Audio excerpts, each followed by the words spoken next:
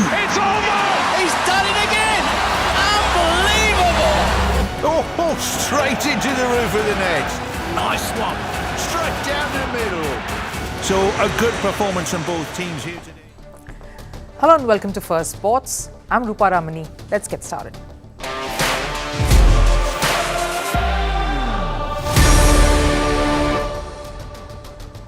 On the show today, there's a lot of drama unfolding. First up, contrasting tales of two leaders. One is loved even in losses, and the other is being booed to defeats. Chennai and Mumbai, two very successful franchises at India's T20 League, facing two very different paths. MS Dhoni garners love while Hardik Pandya is only seeing hostility. Speaking of hostile environment, what is happening in Pakistan cricket? After the management forced Babar Azam out of the post, they have made a U-turn now and reassigned the captaincy to him, leaving Shaheen Afridid out in the cold. And key players are now undergoing rigorous fitness at an army camp. And is Liverpool the clear winner in the Premier League after Arsenal and Manchester United finish a goalless draw? All of that, Manchester City, finish a goalless draw. All of that on the show, but first, Sports 360. Starting with tennis, Yannick Sinner of Italy has clinched the ATP Miami Open Masters 1000 title. He beat Bulgarian Grigor Dimitrov in straight sets. This is Sinner's third title of the season. He dethrones Carlos Alcaraz to achieve his career highest ranking of world number 2. In men's doubles, Indian tennis star Rohan Bopanna and his Australian partner Matthew Ebden won the Miami Open Masters. The Indo-Australian pair came from behind to beat Croatia's Ivan Dodig and American Austin Krajicek. After the victory, Bopanna reclaimed his number 1 spot in the rankings. At 44, Bopanna is also the oldest Masters 1000 title winner in tennis history. Over in football and the La Liga, Real Madrid beat Athletic Club 2-0 to stay on top of the points table. Rodrigo scored twice for the Spanish Giants. Real Madrid will next face Manchester City in the UEFA Champions League on April 10th. Over in the Women's League Cup final, Arsenal beat Chelsea 1-0 to clinch the Women's FA Cup. Stina Blackstenius scored the only goal in extra time. During the game, Arsenal midfielder Frida Manum collapsed in second half stoppage time. Manum received medical treatment on the pitch and was eventually carried off. The 24-year-old is currently stable and is being monitored by Arsenal's medical team. The owner of Formula One Liberty Media have taken over MotoGP's parent company, Dorna Sports. The acquisition is worth $4.5 billion. Liberty Media will have 86% stake and Dorna will retain 14% of their equity.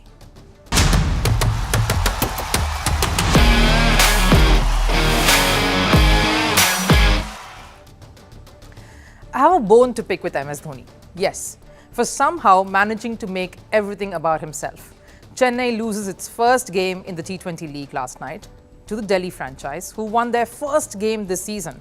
After a horrendous start, Rishabh Pant, the skipper, is truly back now. The batter, who is playing his first international tournament after recovering from a car crash, scored his first half-century. Matisha Patirana for Chennai is a death bowling maverick and he's just 21. But what are the headlines? What is everyone talking about the morning after? The same thing we are at this moment. MS Dhoni, rolling back the years, giving us his early years vibe. The long hair, the longer sixes, single hand follow-throughs and getting down on one knee to whack another one out of the crowd. The crowd at Vizag went berserk and no one knew what the scoreboard really read. No one cared, except Delhi, of course. They wanted those 2 points, and I can imagine them almost reminding everyone else after that match that, hey, we actually won. Such is the energy, the magic, the charm and the charisma, the legend really of MS Dhoni. He began his career as a long-haired finisher, walking in with swag, with no care to the total, the target, the bowler, the situation or the world, and getting the job done. And somehow, now after decades, is trying to get his loyal, die-hard, passionate fans to picture just that, keep that image in what could be his last season. The final hurrah. Now, I don't know what is more incredulous, the fact that MS Dhoni still manages to amaze all by those swashbuckling hits and his overall demeanor, or that the sea of yellow at the stadium last night kept cheering for one man and by that extension his team despite Chennai losing. and by a bit of a margin. Now, I'll tell you what is incredible is the love of the fans that acknowledge his one cameo with so much passion that nothing else really matters. The fact that MS Dhoni is not captain anymore doesn't matter. That's the effect of MS. He's still the leader of the pack, and he remains the biggest draw for any Chennai affair in the league. Everyone knows this and they acknowledge it. But things are not the same over at another franchise that has had just as much success over the years. That is Mumbai. They have a new leader in Hardik Pandya, someone who has grown in this franchise, who was not retained by this franchise, was picked up to be captain of the Gujarat team, went on to lead them to 2 memorable seasons, 1 win and 1 finalists, only to return to Mumbai and helm affairs instead of Rohit Sharma, and fans are livid. Now, we thought that would have abated as the season started, but it has only gathered momentum. Gujarat booed him first, Hyderabad fans followed, and now the young captain awaits his biggest test in Mumbai at the iconic Wankhede Stadium, a stadium where dreams have been resurrected and shattered. It's strange to see 2 contrasting receptions by cricket fans of 2 different franchises in the same country. One who is forgiving and loving as long as their leader MS Dhoni is around, and no matter he fails, no matter the team fails. And then there is, of course, a set of fans for a franchise that is not as welcoming and forgiving or as patient towards someone who has been in their very ranks till he was let go.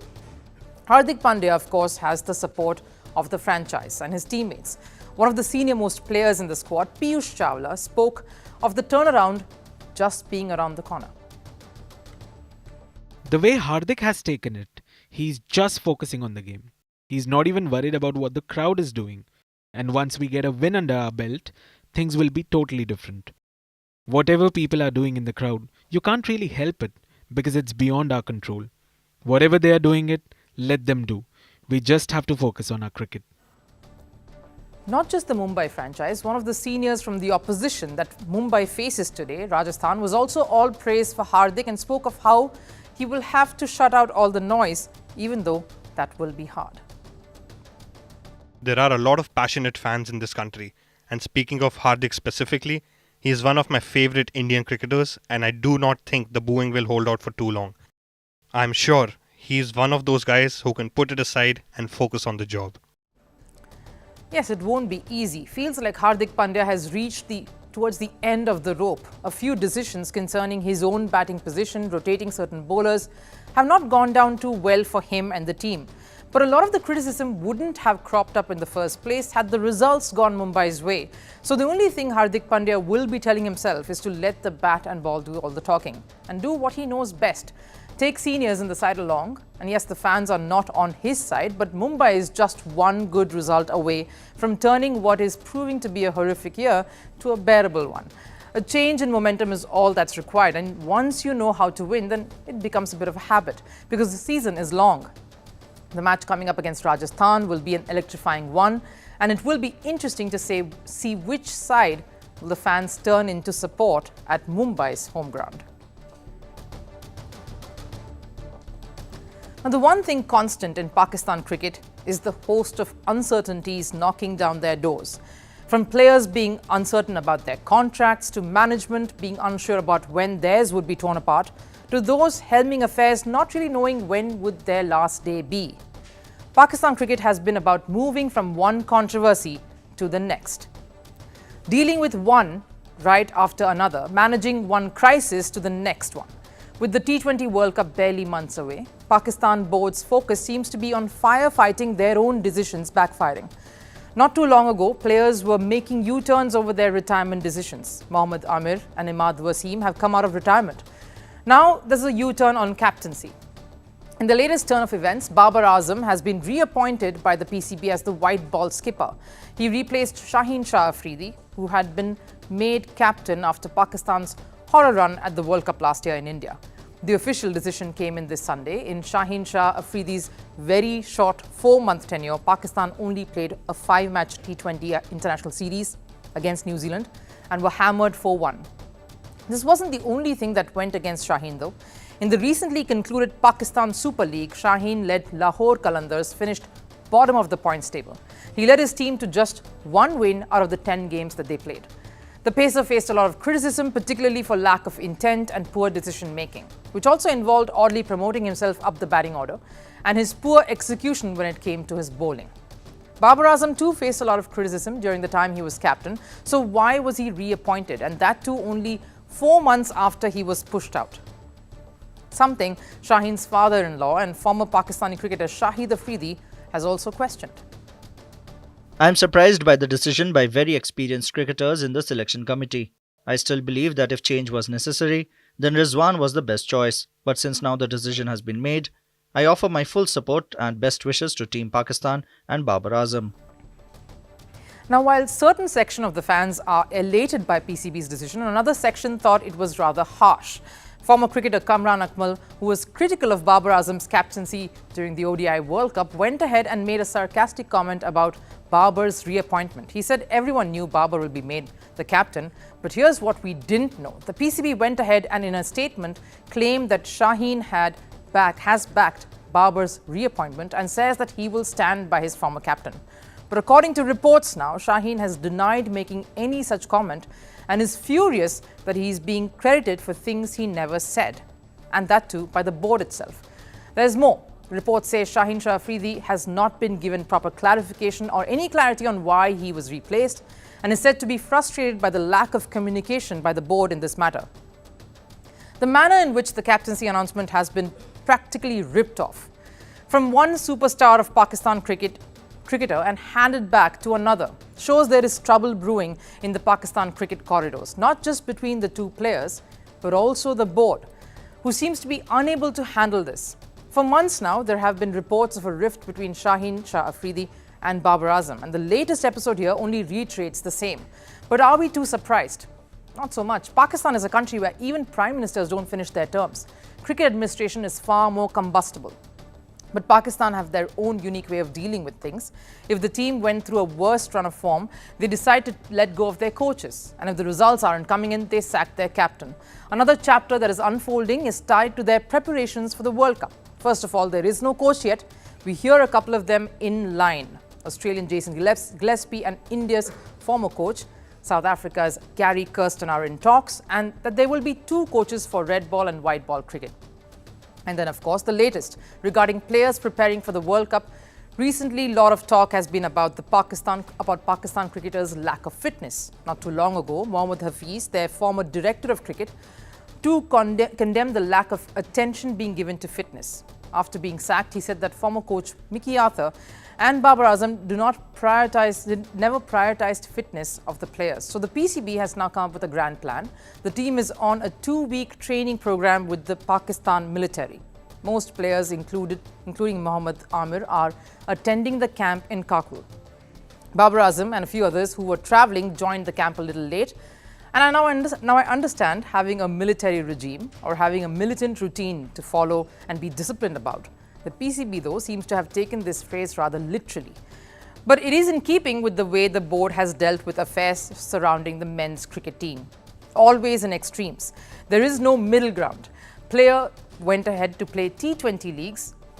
They take away his contract. Then reinstate it. Team doesn't make it to the World Cup semi-final, they fire the coaching staff and then scramble to make U-turns. The next challenge that will show how far Pakistan has got over the last few months comes in the form of a T20 series against New Zealand, and that's at home. That's the litmus test before the big one, the World Cup.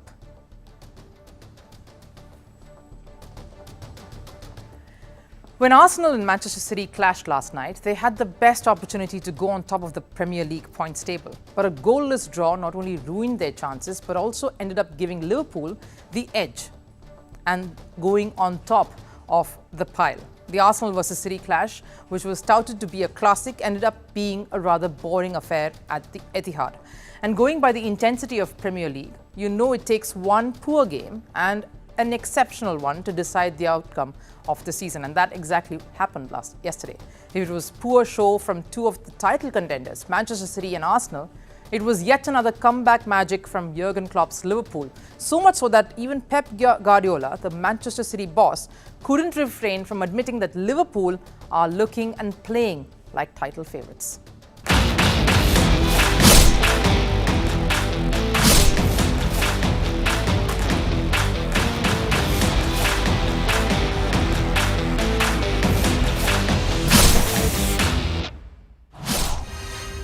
The Arsenal vs Manchester City clash at the Etihad was touted to be a Premier League classic.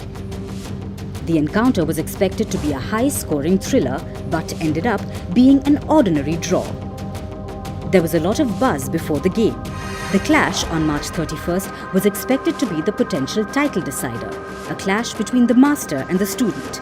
And the student, Mikel Arteta, was deemed favourite because of injury concerns in the City camp. But the much-hyped contest failed to live up to the expectations. The goalless draw was far from graceful as points were shared. Pep Guardiola's side dominated with 73% ball possession. But a strong and wise Arsenal outfit didn't let numbers go against them. They stuck to the basics and marked the key man. Erling Haaland was given little room by Gabriel Magalhaes, and it resulted in a poor showing by Haaland. A frustrated Haaland even clashed with Gabriel after the game. But before the matter escalated, Guardiola intervened. That fight was the only highlight from Haaland's lackluster game. Haaland received a lot of criticism for his poor display against City, and the biggest one came from United legend Roy Keane. The level of his general play is so poor, not just today. Laying stuff off, headers or whatever it might be. In front of a goal, he is the best player in the world, but his general play for such a player is so poor. He is almost like a League 2 player. His general play has to improve. It wasn't just Haaland who failed in the crucial encounter. Phil Foden, who has been a key man for City this season, failed to make his mark. And the substitutions too didn't help Guardiola. Jack Grealish came off the bench, but unfortunately, he too failed to convert the chances. And despite the possession and 12 shots, City could not go past a defensively strong Arsenal. The draw hurt Arsenal's chances to stay on top of the table too. But it was even more disappointing for City, as they have failed to win a single game against Liverpool or Arsenal in the Premier League this season. No wonder they're sitting third on the points table. And after the loss, City boss Guardiola couldn't refrain from admitting that table toppers Liverpool are favourites to win the title. Always who's first is his favourite. In the second favourite is Arsenal. In the third we are. It's not in our hands. Only we can do is Aston Villa next game try to to win the game. It's only we can do, because always we were top of the league, we were the favourites. It was in our hands, now it's not. Liverpool aren't just favourites because they're on top of the Premier League table, but they are contenders because they continue to capitalise on the chances offered to them. Apart from a 1-1 draw against City on March 10th, Jurgen Klopp's men have made the most of all opportunities presented. And their never-die attitude has been integral to their campaign. Yesterday's game against Brighton was another reflection of that. Inside 2 minutes, Brighton were leading at Anfield, but Liverpool came back strong to beat the tourists. First, it was Luis Diaz's goal in the 27th minute that brought Liverpool back on level terms. Then it was a Mohamed Salah classic in the 65th minute that sealed the game for the Reds. So it's not over unless Liverpool says it's over. And that's why it wasn't the City vs Arsenal draw that took Liverpool on top. But it was also because Liverpool continued to surge as the season progresses. With 9 more games left in the Premier League, Liverpool are 2 points ahead of second-placed Arsenal. And with 64 points, Manchester City are third. So clearly the point difference isn't much, and anything can happen from here on. But it's the games between title contenders that prove to be crucial, and Liverpool seems to be a master of it. Given it's Jurgen Klopp's last season with the Reds, and the players are aware of it. That's what makes Liverpool a far deadlier opponent. From here on, it's their title to lose. It's time for Last Serve, and today it's a rather emotional story we're bringing to you. Ben Binyamin, an Israeli footballer, lost his leg during one of the Hamas attacks. But that has not pulled the plug on his passion. He's training with Israel's amputee football team and dreams of lifting the Euro 2024 Cup in France.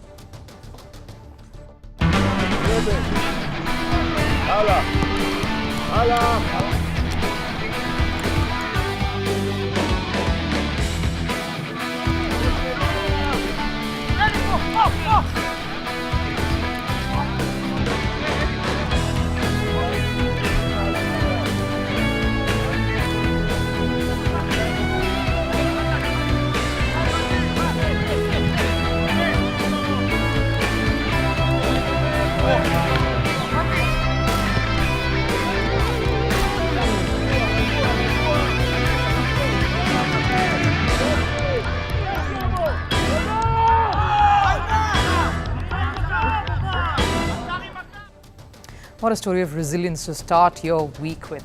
Passion that has no limits. But thanks for staying on to Firstpost. We've come to the end of the show here today. But as always, we bring you more such stories continuously here. So stay on and take care till I see you next.